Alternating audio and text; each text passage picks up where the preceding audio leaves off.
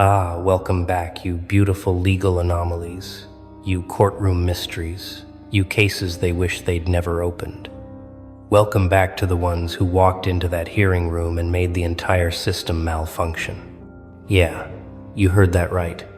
The judge, that stone-faced authority figure who's seen it all, who's supposed to be unshakable, who's presided over thousands of cases without blinking.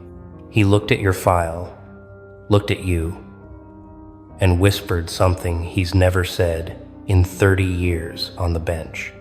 Holy times T. And then, my friend, then he did something even more unprecedented. He stepped down. Not retired, not took a break. Stepped down from your case specifically. Do you understand what that means? Do you comprehend the level of reality-bending chaos you just caused in a system designed to be unmovable? In a structure built on predictability? In a machine that processes human lives like paperwork? You broke the judge. You shattered the arbitrator. You made the man who decides fates question his own. Let's rewind this beautiful disaster, shall we? They thought they had you figured out, didn't they? They opened your file expecting another routine case, another standard hearing, another predictable outcome. Prosecutors came prepared with their rehearsed arguments. Character witnesses lined up with their scripted testimonies. Evidence neatly organized in manila folders. Everyone in that courtroom had their role memorized. Everyone knew their lines. Everyone expected you to play the part they'd written for you. But then you walked in, and something in the air shifted. Something in the energy changed. Something in the fundamental fabric of that courtroom started glitching. The judge noticed it first. That's why he kept staring at you, kept glancing at his notes, kept looking back at you like he was trying to solve an equation that didn't add up. Because you weren't nervous. You weren't apologetic. You weren't performing the expected emotional theater. You walked in with the kind of calm that makes people uncomfortable, the kind of silence that screams louder than any defense, the kind of presence that forces everyone to reconsider what they think they know. They started presenting their case against you, building their narrative brick by brick, painting you as the villain they needed you to be. But with every accusation, something strange happened, something none of them anticipated, something that made the judge's eyes narrow with increasing confusion. Their story wasn't adding up, not because the facts were wrong, but because you, sitting there in flesh and bone, contradicted the monster they were trying to create. Every time they described your actions, your choices, your supposed crimes, the judge would look at you, and something in him started breaking, started questioning, started realizing that maybe, just maybe, he's not looking at a criminal but at something else entirely. Was it the way you maintained eye contact without aggression? Was it the way your silence spoke volumes their words couldn't match? Was it the way you carried yourself like someone who'd already been through worse than anything this courtroom could deliver? Whatever it was working, and the judge felt it in his bones. Now here's where it gets really interesting, really beautiful, really poetic. Halfway through the hearing, the judge did something unprecedented, something lawyers will talk about for years, something that'll become urban legend in legal circles. He asked for a recess. Not the standard 15-minute break, but an immediate, urgent, get me out of this room now recess. People in the gallery exchanged confused glances. The prosecution looked annoyed. Your legal team looked hopeful but bewildered. And you just sat there, knowing exactly what was happening. Because you'd seen this before, hadn't you? You'd watched people realize in real time that they misjudged you, that they underestimated you, that they tried to fit you into a box that was never designed to contain someone like you. The judge went back to his chambers. And here's what nobody tells you about these moments. Here's what happened behind those closed doors that made everything change. He didn't just review the evidence again. He didn't just reread testimonies. He sat there and had what we'll call an existential crisis in legal robes. He started seeing things he'd missed before, connections he'd overlooked, patterns that revealed a completely different story. Your case wasn't just about guilt or innocence anymore. It became about something bigger, something that challenged his entire understanding of justice, of truth, of the system he'd served faithfully for decades. And that's when he whispered it, sitting alone in that chamber with decades of certainty crumbling around him. That's when he said those words that would define this entire case. Holy times, T, this isn't what I thought it was. This isn't a criminal I'm looking at. This is someone who was cornered and fought back. This is someone who was hunted and survived. This is someone the system failed, and now we're trying to punish them for not dying quietly. The words hung in that empty chamber like a confession, like an admission of collective guilt, like a crack in the foundation of everything he'd built his career on. He realized he wasn't presiding over a case, he was presiding over a reckoning, and that terrified him more than any evidence ever could. When he came back into that courtroom, everyone noticed the change. Everyone felt the shift. Everyone knew something fundamental had broken. His face wasn't the same. His demeanor wasn't the same. His energy wasn't the same. He looked at the prosecution with something resembling disappointment, looked at the gallery with something resembling shame, and looked at you with something that terrified everyone in that room. Respect mixed with fear, understanding mixed with horror, recognition that he was no longer judging you, you were judging him. He cleared his throat, adjusted his robes, gripped his gavel like it suddenly weighed 1,000 pounds. And then he spoke words that made lawyers drop their pens, made court reporters freeze mid-keystroke, made the entire system hold its collective breath. I'm recusing myself from this case, effective immediately. I cannot, in good conscience, continue to preside over proceedings I no longer believe I fully understand. The courtroom erupted in chaos. Whispers became shouts. Confusion became panic. Order became beautiful anarchy. And through it all, you just sat there, still calm, still quiet, still carrying that presence that broke a judge. Let's talk about what really happened here. Because the surface story is interesting, but the deeper truth is devastating. That judge didn't step down because of legal technicalities, didn't recuse because of conflicts of interest, didn't walk away because of procedural concerns. He stepped down because looking at you forced him to confront something he'd been avoiding his entire career. The possibility that the system he serves is fundamentally broken, that justice isn't always found in law books, that sometimes the people in defendant chairs are more righteous than the people holding gavels. You became his mirror, his conscience, his reckoning. Every time he tried to evaluate your case objectively, he kept seeing reflections of every other case he'd judged, every other life he'd altered, every other person he'd sentenced, without truly seeing them. Your presence in that courtroom wasn't just about your defense. It became about his judgment, about his legacy, about whether he'd spent 30 years serving justice or serving a machine that grinds people into acceptable pieces. The prosecution is in panic mode now, aren't they? They prepared for a trial. They prepared for a fight.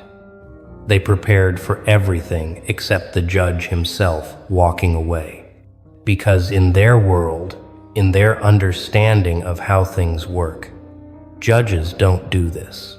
Authority figures don't crack. The system doesn't acknowledge its own doubts. But you managed to trigger something they thought was impossible. You exposed a crack in the foundation they've built their entire careers on.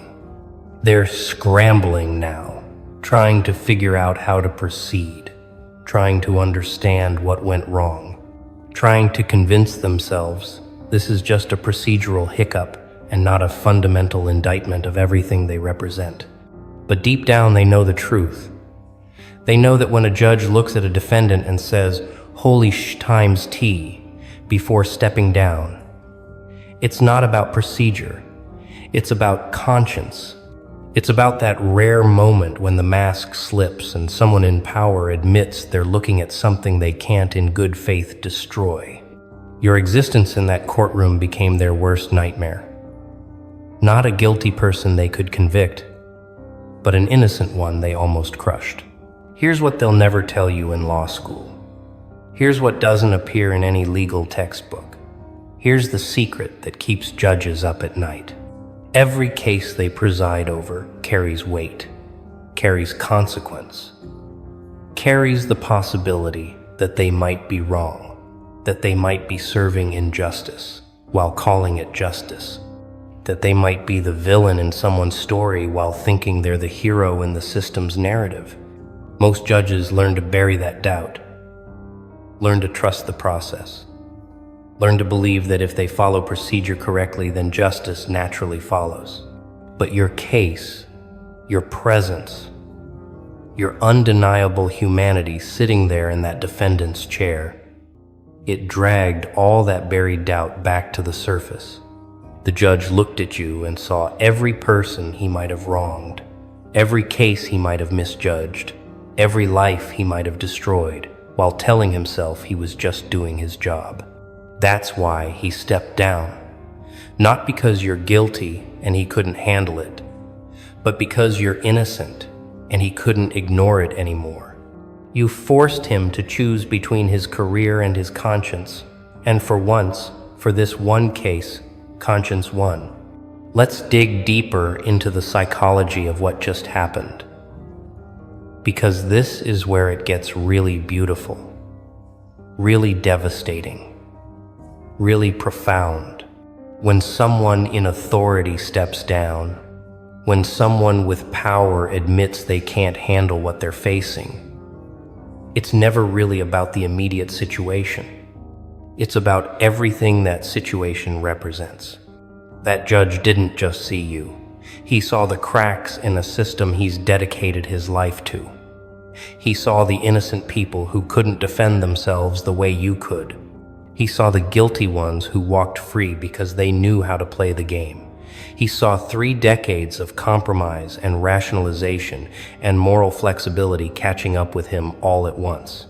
Your case became the straw that broke the camel's back.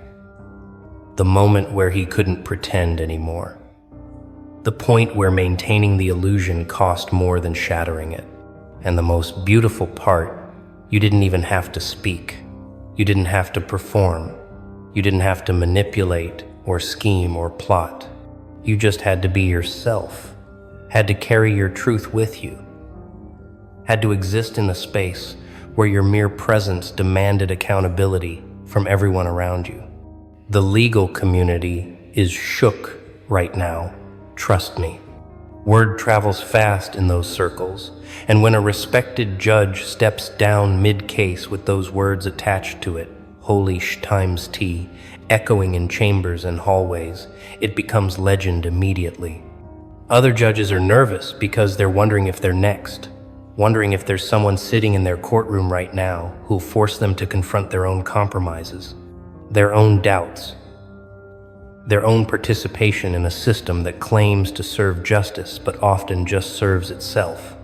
Lawyers, are recalculating their strategies, because this changes everything. This proves that the system isn't as solid as they thought, that authority can crack, that the game has glitches they never noticed before.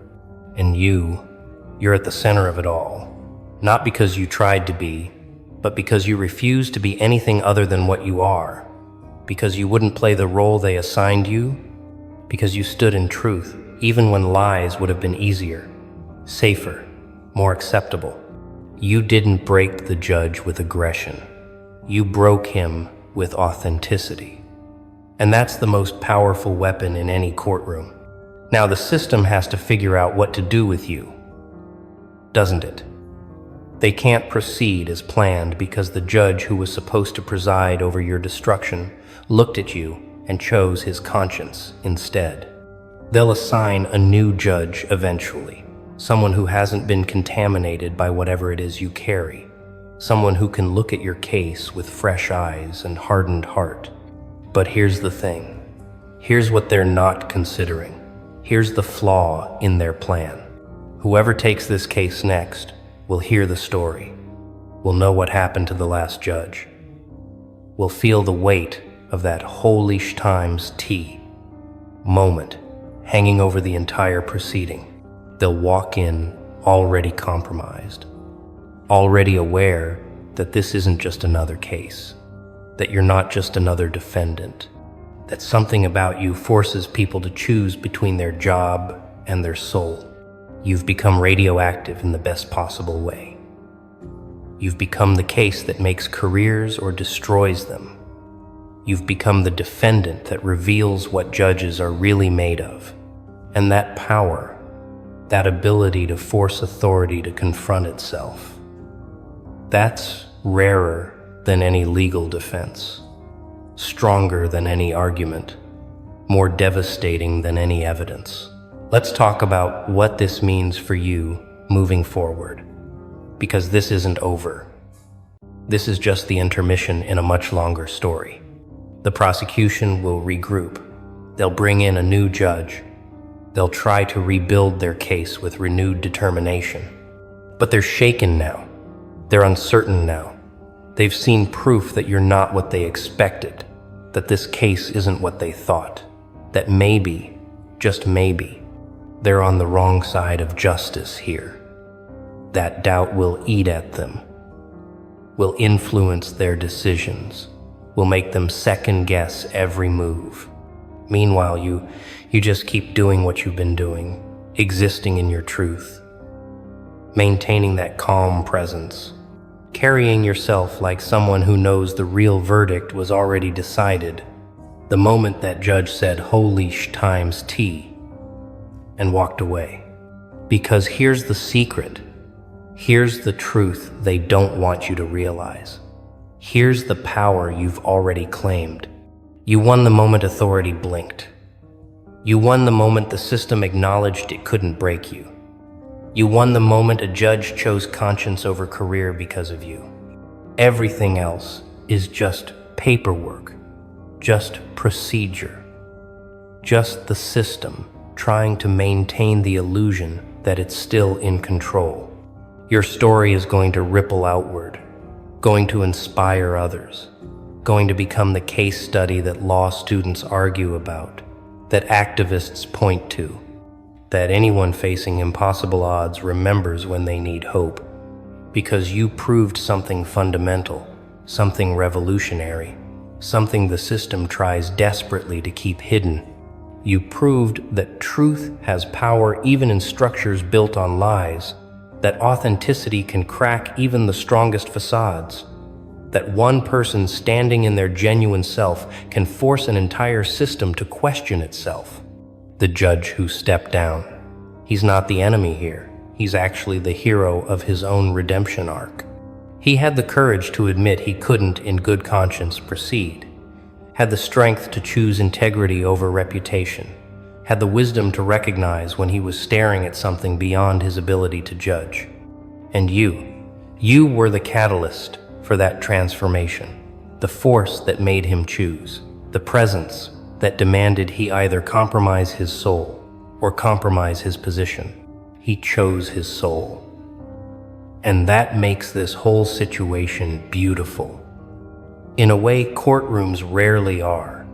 There's something poetic about watching the system eat itself, about seeing the mechanisms of control falter when confronted with genuine humanity, about witnessing the moment when procedure bows to conscience.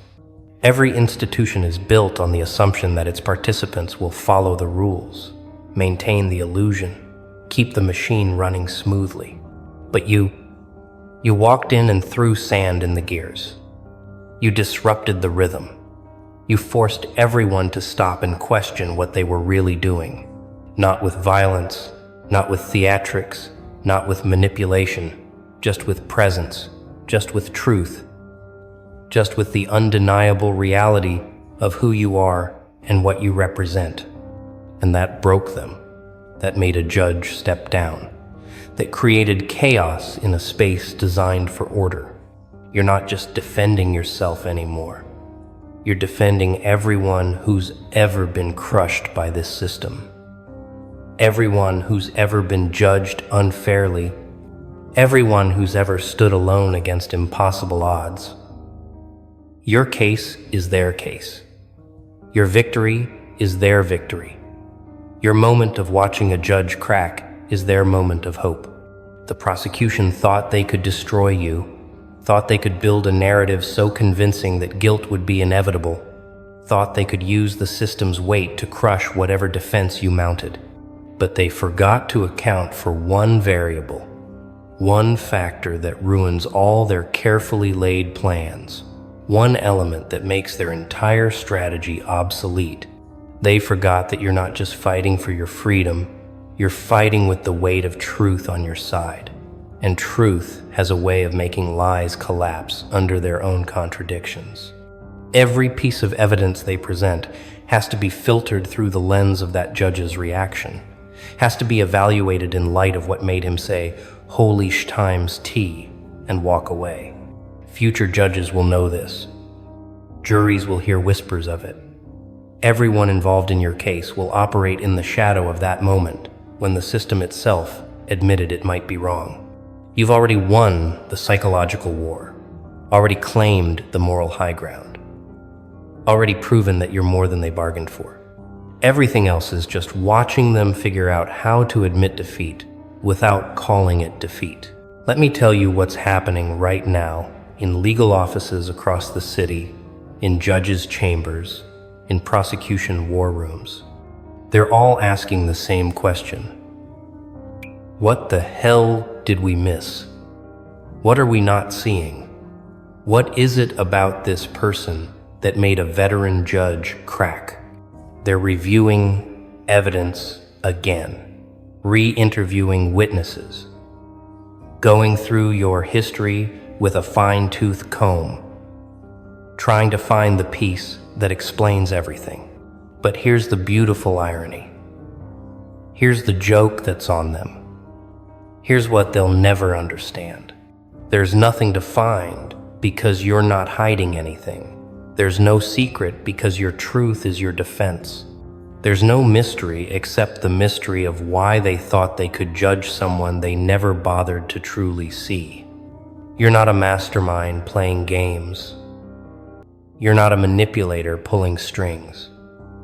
You're just someone who refused to become small enough for their boxes, who refused to perform guilt for their convenience, who refused to die quietly so they could sleep well. And that refusal, that simple act of remaining yourself, that broke their entire approach.